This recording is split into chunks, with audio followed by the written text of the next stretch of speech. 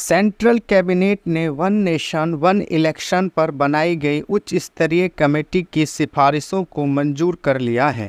Committee का सुझाव था कि पहले चरण में विधानसभा और लोकसभा चुनाव एक साथ कराए जाएं। दूसरे चरण में 100 दिनों के अंदर स्थानीय निकायों के चुनाव कराए जाएं।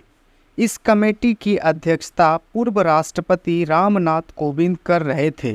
कमेटी ने सिफारिश की कि नो कॉन्फिडेंस मोशन या हंग असेंबली की स्थिति में 5 साल में से बचे समय के लिए नए सिरे से चुनाव कराए जाएं। इस रिपोर्ट में सभी राज्यों की विधानसभाओं का कार्यकाल बढ़ाकर 2029 तक करने का सुझाव दिया, ताकि लोकसभा और राज्यों के विधानसभा का चुनाव एक साथ कराए जा सके।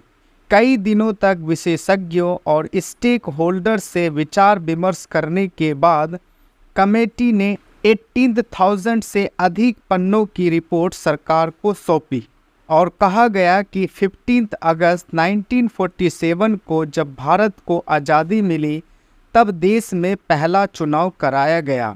25 अक्टूबर 1951 से 21 फरवरी 1952 के बीच तब लोकसभा और विधानसभा का चुनाव एक साथ कराए गए थे। इसके बाद 1957, 1962 और 1967 में भी लोकसभा और विधानसभा का चुनाव एक साथ कराए गए थे।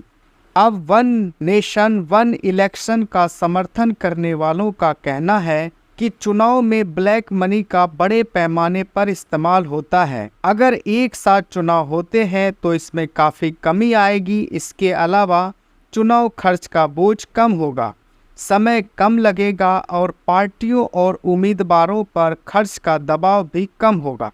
वहीं एक देश एक चुनाव का विरोध करने वालों की चिंता है कि इसे अपनाना संविधान की मूल संरचना का उल्लंघन होगा। ये अलोकतांत्रिक संघीय ढांचे के विपरीत क्षेत्रीय दलों को अलग अलग करने वाला और राष्ट्रीय दलों का वर्चस्व बढ़ाने वाला होगा।